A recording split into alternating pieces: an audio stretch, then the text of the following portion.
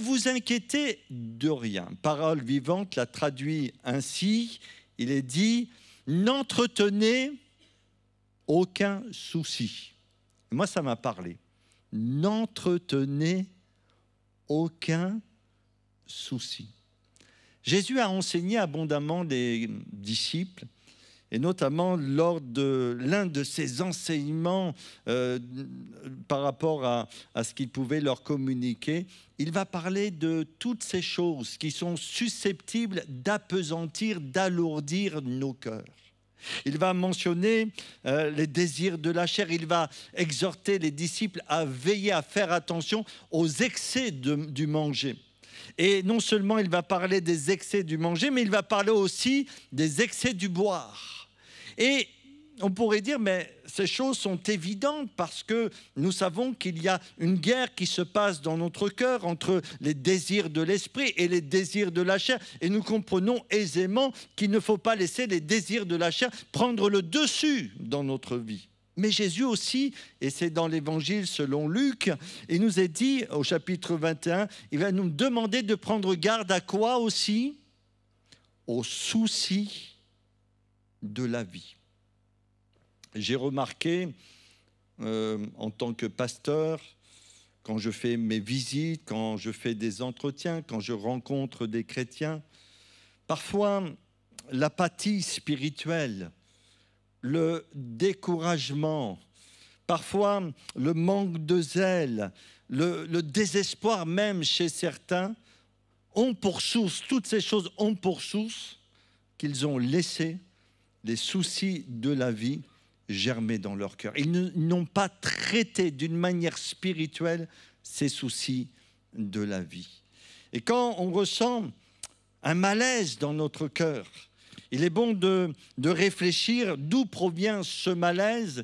Et bien souvent, c'est qu'il y a des tracas au fond de nous qui n'ont pas été réglés. Et je voudrais vous prendre un exemple pour vous expliquer, une image en tout cas pour vous expliquer que les soucis, petits ou grands, peuvent avoir des conséquences dramatiques dans notre vie.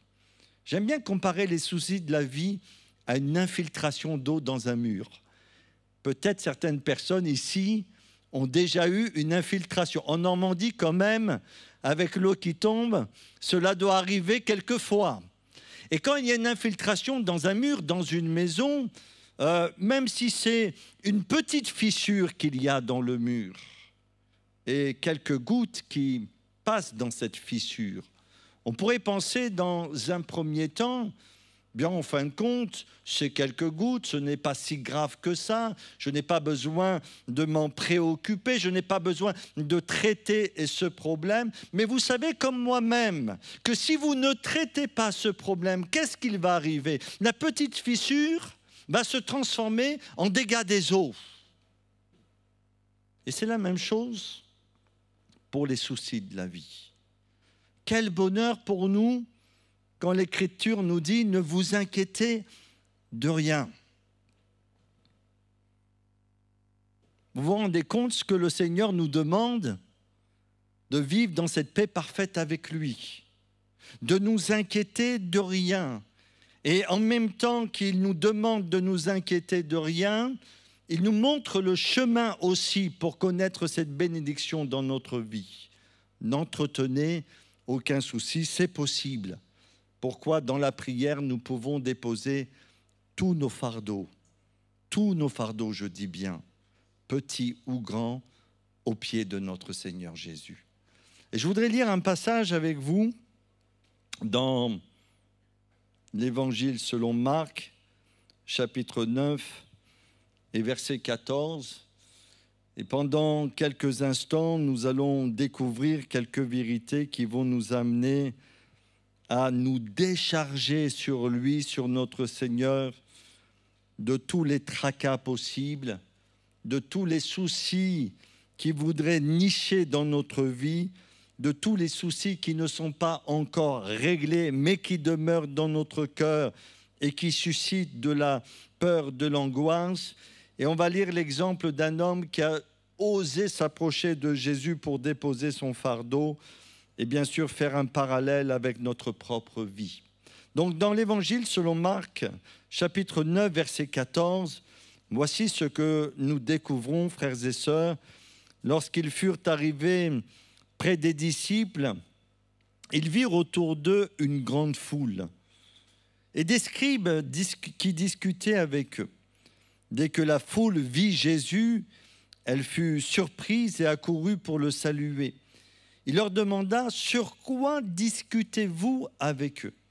Et un homme de la foule lui répondit « Maître, j'ai amené auprès de toi mon fils qui est possédé d'un esprit muet.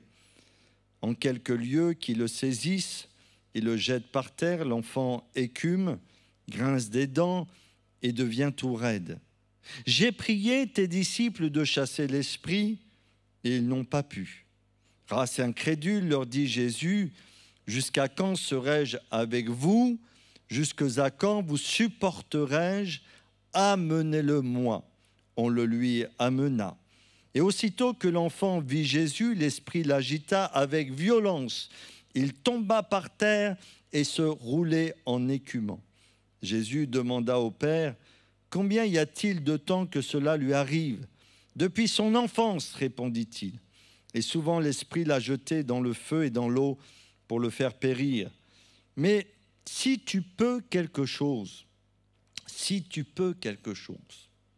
viens à notre secours et compassion de nous. » Jésus lui dit, « Si tu peux, tout est possible à celui qui croit. » Aussitôt, le père de l'enfant s'écria, « Je crois, viens au secours de mon incrédulité. » Jésus, voyant accourir la foule, menaça l'esprit impur et lui dit, « Esprit muet, sourd, je te l'ordonne, sors de cet enfant et n'y rentre plus. » Et il sortit en poussant des cris et en l'agitant avec une grande violence. L'enfant devint comme mort, de sorte que plusieurs disaient qu'il était mort. Mais Jésus, l'ayant pris par la main, le fit lever et se tint debout. Quand Jésus fut entré dans la maison, ses disciples lui demandèrent en particulier « Pourquoi n'avons-nous pas pu chasser cet esprit ?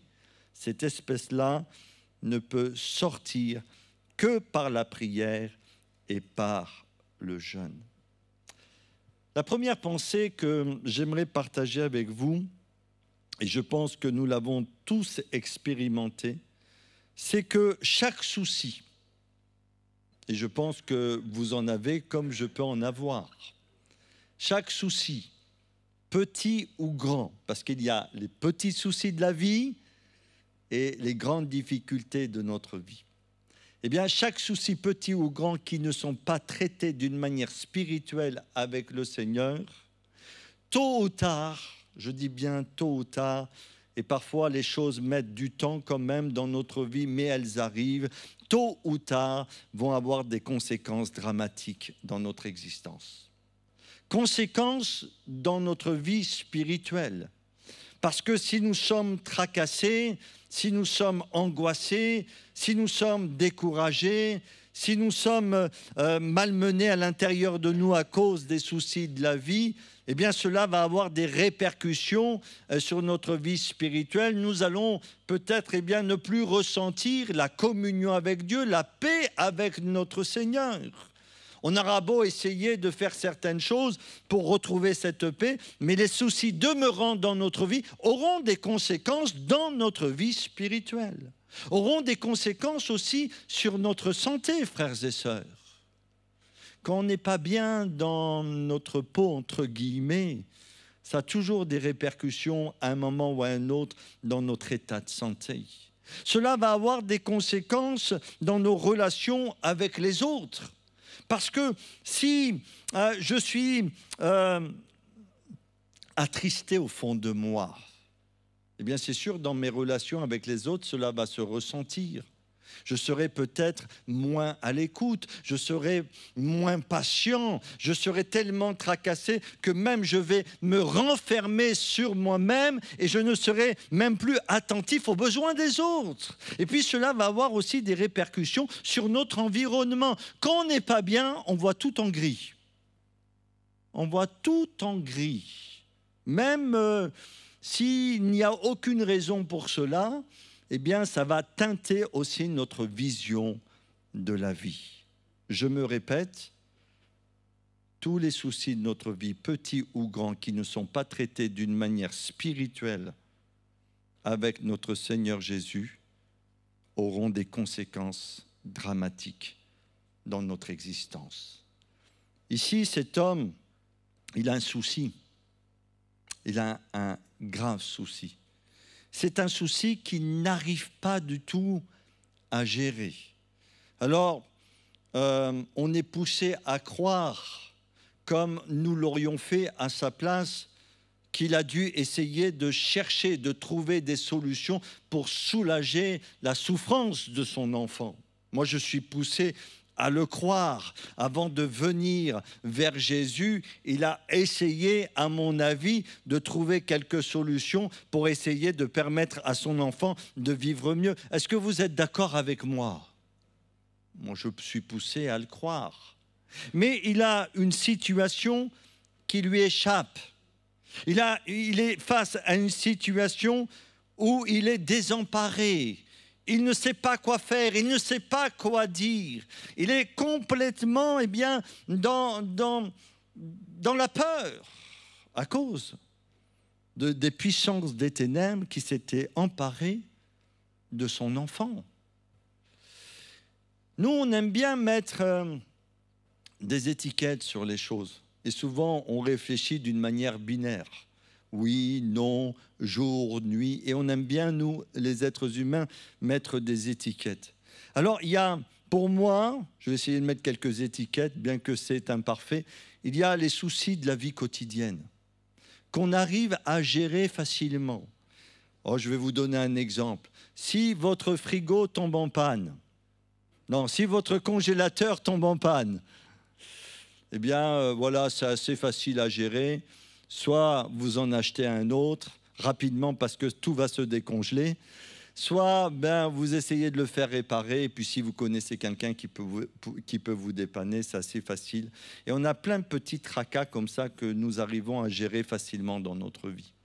Et puis, il y a les soucis qui sont un peu plus persistants, où cela va nous demander de notre part de l'énergie, peut-être redoubler d'efforts, peut-être plus de persévérance pour essayer de les régler. Mais on va y arriver quand même parce qu'on va mettre tout notre cœur à l'ouvrage.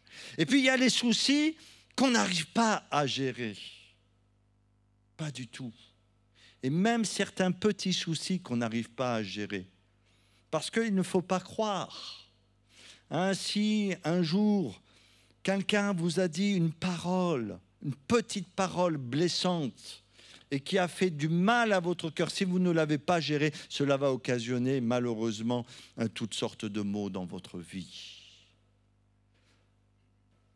La première chose, la Bible nous dit, dans la version parole vivante, n'entretenez aucun souci. C'est vraiment un défi pour chacun d'entre nous. Venir à Jésus pour déposer à ses pieds nos soucis. Ce soir, nous sommes venus à la réunion de prière. Amen.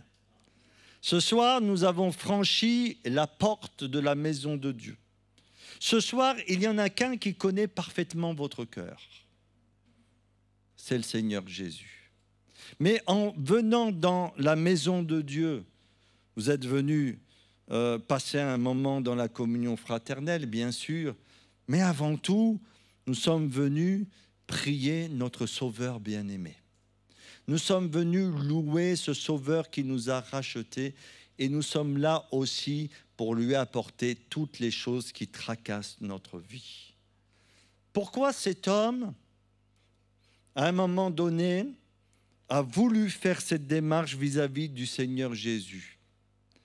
Parce que certainement, moi je le pense comme ça, on devait parler, la renommée de Jésus, bien sûr au travers des miracles qu'il accomplissait, cette renommée se répandait autour de lui.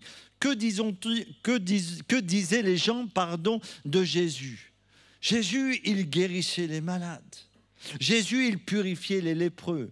Jésus, il intervenait miraculeusement dans des situations où les êtres humains ne pouvaient rien faire.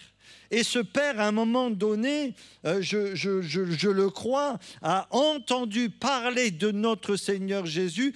Et je pense qu'il s'est dit, mais ce Seigneur Jésus a certainement la solution pour le problème que je n'arrive pas à gérer. Vous me suivez? Donc il a fait cette démarche de venir à Jésus. Et il a eu raison de faire cette démarche. Et à chaque fois que nous prenons du temps pour prier, que ce soit dans nos maisons ou à l'église, pour déverser notre cœur devant le Seigneur, pour répandre notre vie devant le Seigneur, j'ai envie de dire, nous avons raison. Nous avons raison. Alors je le conçois que dans un premier temps, il va être déçu. Parce qu'il s'attendait à découvrir Jésus, et dans un premier temps, il va découvrir qui? Il va découvrir les disciples de Jésus. Il va faire part de son problème aux disciples de Jésus, et ce passage des Écritures, et c'est quand Jésus les rencontre que nous découvrons ça, eh bien qu'ils n'ont pas pu malheureusement chasser cet esprit, ils n'ont pas pu apporter la solution spirituelle à cet enfant et à ce père. Et il était dans la déception. Et Jésus, dans ce tumulte, parce qu'on voit, il y a la foule, il y a la discussion, il y a plein de choses qui se passent dans cette histoire. Et Jésus va dire une parole qui est tellement importante pour chacun d'entre nous. Il va dire ceci, « Amenez-le-moi ». Moi, c'est bon, hein, je le dis sincèrement, c'est bon d'avoir de vrais amis. C'est bien d'avoir de vrais amis. C'est bien d'avoir des gens qui nous écoutent, qui est capable aussi de nous donner, attention, de bons conseils. Une des pires choses dans la vie, c'est de se sentir seul. Donc c'est bon d'avoir de vrais amis autour de nous. Mais malgré tous les amis que cet homme aurait pu avoir, qui pouvait vraiment le secourir? Personne. Et Jésus dit, amenez-le-moi. Et c'est la même invitation que le Seigneur nous fait, de venir à lui. Amenez-moi vos soucis, vos tracas, vos fardeaux, vos problèmes, vos maladies, les choses qui sont là dans votre vie et qui vous empêchent de progresser dans la foi. Ne les gardez pas pour vous, ne les partagez pas simplement autour de vous comme si vous voulez soulager un petit peu votre souffrance, mais amenez-les-moi afin que je les règle. C'est un appel que le Seigneur a adressé à ces gens, qu'on lui emmène cet enfant. Je reviens sur le verset de départ, Philippiens 4, 6. Ne vous inquiétez de rien. Quel défi. Mais en toute chose, faites connaître vos besoins à Dieu par des prières, des supplications et avec des actions de grâce. Et la paix de Dieu, qui surpasse toute intelligence, alléluia, gardera vos cœurs et vos pensées en Jésus-Christ, notre Sauveur bien-aimé. Donc, amenons, si je peux m'exprimer ainsi, bien tout ce qui est là, peut-être tout ce que nous avons entretenu dans notre vie, tout ce que nous avons laissé s'accumuler année après année, semaine après semaine et jour après jour, qui nous empêche de vivre pleinement cette communion et cette paix que le Seigneur veut nous accorder. Amenez-moi cet enfant, amenons toutes ces choses aux pieds de notre Sauveur bien-aimé. Donc venir à Jésus pour déposer nos soucis. En réfléchissant bien, la situation de cet homme était grave. Mais en réfléchissant bien, nos soucis que nous n'arrivons pas à gérer, grands ou petits, que nous n'arrivons pas à gérer, vous avez bien compris, c'est cela qu'on doit s'occuper, nous semblent parfois insurmontables. humainement parlant, ça nous semble insurmontable. Et je ne sais pas, quand vous lisez la Bible, en tout cas, moi, quand je lis la Bible, j'essaie de me mettre à la place des personnages des Écritures. Moi, j'ai 4 enfants, vous avez des enfants.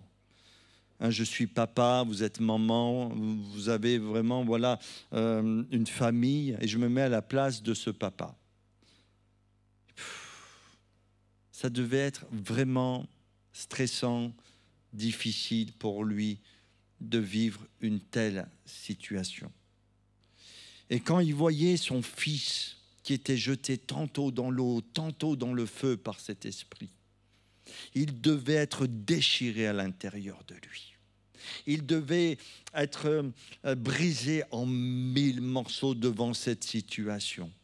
Il devait être complètement désemparé. Ça arrive aussi parfois dans les familles chrétiennes, quand nous voyons nos enfants s'éloigner de Dieu. Ça nous arrive. Et ça nous fait peur. Mais on est là aussi pour prier, pour que Dieu les bénisse. Donc, pour lui, à mon sens, son problème devait lui sembler insurmontable. Insurmontable. Mais quand on réfléchit bien, même si nos problèmes ou nos tracas nous semblent insurmontables humainement parlant, que sont-ils? Je vous le dis aussi pour que votre foi se mette en action, et on va en parler dans quelques instants. Que sont-ils par rapport à la grandeur de Jésus? Une montagne pour nous paraît tellement haute, mais pour le Seigneur, c'est rien du tout. Et quand Jésus ici va commencer à s'occuper de ce problème d'une manière personnelle, parce que les disciples avaient échoué, et quand il va commencer à vraiment, avec son autorité, à chasser les puissances des ténèbres, eh bien sûr, il va avoir des réactions. Mais nous nous rendons compte que l'autorité de Jésus a été suffisante pour délivrer cet enfant. Il y a eu un cheminement. Parce que le Père va, dans un premier temps, faire une prière, moi j'appelle ça une prière de désespoir. C'est dans un premier temps, il va prier, mais une prière de désespoir. Il va dire ceci: si tu peux quelque chose, si tu peux quelque chose. Lui, il espérait que Jésus fasse quelque chose. Il est venu dans l'espérance que Jésus intervienne pour son fils. Si tu peux quelque chose, viens à notre secours et compassion de nous. C'est une prière de désespoir, une prière d'un homme fatigué, désespéré, un homme brisé. Si tu peux quelque chose.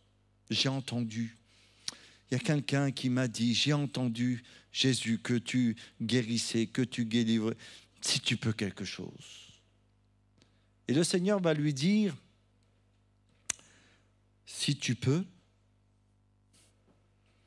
tout est possible à celui qui croit. Et la prière que Dieu exauce, c'est la prière de la foi.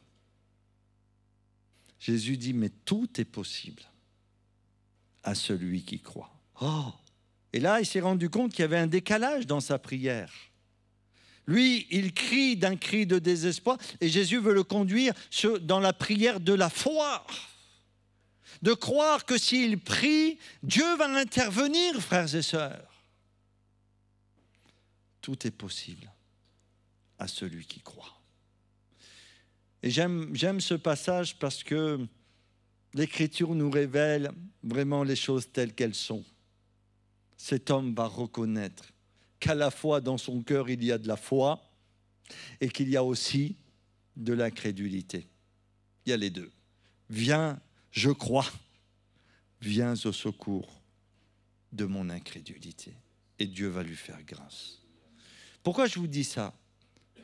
Parce que prier, c'est pas soulager sa conscience. Prier, c'est pas raisonner avec Dieu. Prier, c'est pas essayer de chercher des solutions. Toutes ces choses, on le fait dans notre vie. Mais ça, c'est pas prier. Prier, c'est demander à Dieu d'intervenir pour nous. Ça, c'est prier. Et comment Dieu va le faire? Ça ne nous regarde pas. Parce que quand on prie, on s'attend à la puissance de Dieu et Dieu a des moyens bien plus grands que nous pouvons imaginer pour intervenir pour nous. Et parfois même dans nos prières, on dit au Seigneur comment il devrait faire. Mais non, ça ne nous regarde pas. La foi, c'est de croire que Dieu va le faire. Comment il va le faire? Ce n'est pas notre problème quelque part. Parce que quand Dieu a changé, Jésus a changé l'eau en vin, tous ceux qui étaient présents ne savaient pas comment Jésus a fait. Mais ils ont goûté au vin, à l'eau qui a été transformée en vin. Donc, nous, des fois, on dit, mais Seigneur, moi j'ai besoin de ceci, j'ai besoin que tu interviennes, j'ai besoin de te laisser ce problème, mais je ne sais pas comment tu vas faire, mais je crois que tu vas le faire. Vous comprenez ce que je veux dire? Je crois que tu vas le faire. Moi, je ne peux pas le faire. Je n'y arrive pas, j'arrive pas à gérer, j'arrive pas à régler ce problème, je n'arrive pas, je tourne en rond, je m'épuise, je suis fatigué, je me réveille la nuit, je suis mal dans mon cœur, je suis mal dans ma peau, j'y arrive pas, Seigneur. Mais toi, tu sais comment tu vas faire. Tout est possible à celui qui croit, frères et sœurs. Une dernière chose avant de prier. En fin de compte, les soucis de l'homme furent l'objet aussi d'une leçon spirituelle. Les disciples, ils étaient aussi tracassés parce que personne n'avait pu gérer cette situation. L'homme ne pouvait pas gérer cette situation, cet enfant ne pouvait pas gérer sa situation, et puis les disciples n'ont pas pu gérer cette situation non plus. Personne n'a pu intervenir. Et ils vont être tracassés eux aussi. Et dans l'intimité, ils vont poser cette question à Jésus, mais pourquoi n'avons pas pu chasser cet esprit? Et Jésus va leur dire ceci, cette espèce-là ne peut sortir que par la prière et par le jeûne. Et vous savez, en écoutant ces paroles de Christ, il y a bien des situations dans nos vies que nous pourrons remporter que dans la prière. Et parfois même que dans la prière et dans le jeûne. Et je vous rappelle que nous allons bientôt débuter une semaine de jeûne et de prière. C'est l'occasion pour nous de venir au pied de Jésus et d'expérimenter sa puissance pour nos vies. Ne vous inquiétez de rien, mais en toute chose, faites connaître vos besoins à Dieu. Par des prières, des supplications, avec des actions de grâce. Et la paix de Dieu qui surpasse toute intelligence, amen, toute intelligence, tout raisonnement, gardera vos cœurs et vos pensées en Jésus-Christ. Et je voudrais vraiment souligner ceci, n'entretenez aucun souci.